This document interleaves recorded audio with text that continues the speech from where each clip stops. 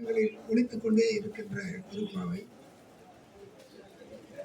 நல்ல அன்புடன் ஆனந்தி அவர்கள் அமெரிக்காவில் இருந்து கொண்டு திருப்பாவை தன்முனையை படைத்திருக்கிறார். அவருக்கு இணைய வாழ்த்துக்கள் கைப்பற்றாங்க.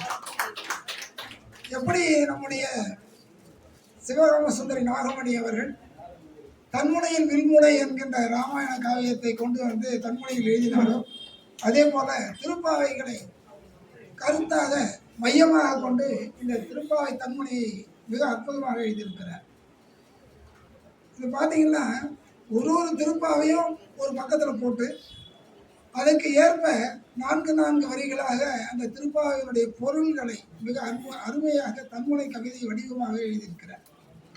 கீழ்வானம் வெள்ளென்று எருமை சிறுநீடு மேய்வான் பரந்தனக்கான் மிக்குள்ள பிள்ளைகளும் போவான் போகின்றாரை போகாமல் காத்துன்னை பூவான் வந்து நின்றோம் போது களமுடைய பாவாய் எழுந்திராய் பாடி பறை கொண்டு மாவாய் பிளந்தானை மல்லாரை மாட்டிய தேவாதி தேவனை சென்று நாம் சேவித்தால் ஆஹா என்று ஆராய்ந்து அருளோம் எம்பாவாய் என்று அற்புதமான அந்த திருப்பாவைக்கு இவங்க எழுதியிருக்காங்க.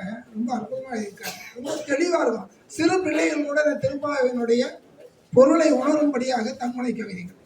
கிழக்கு வெளுத்து பொழுதும் விடிந்து விட்டது, கிழக்கு வெளுத்து பொழுதும் விடிந்து விட்டது, எருமைகள் மைதானத்தில் புல்மேந்து கொண்டிருக்கின்றன என்று அந்த எளிமையான உரையிலே பெண்களெல்லாம் நீராட வந்து விட்டார்கள், உடன் செல்வதற்கு எம்மையும் அழைக்கிறார்கள்.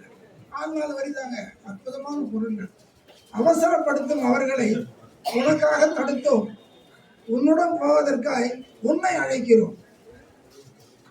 குதிரை வாய் பிளந்தவன் மல்லர்களை அழித்தவன், கண்ணனை வணங்கலாம் வா அவனே அருள்வான் என்று அற்புதமான அருட்பாடல்களை 4 வரிகளாக பிரித்து நமக்கு விடியலை கொடுத்திருக்கிறார். திருப்பாவையினுடைய ஒவ்வொரு சொற்களில் இருந்தும் அதனுடைய சொற்சுவையை பிளராமல் 4 வரிகளே கொடுத்துள்ள அன்புடன் ஆனந்தி அவர்களை வாழ்த்துவோம், கைத்தட்டி மகிழ்வோம்.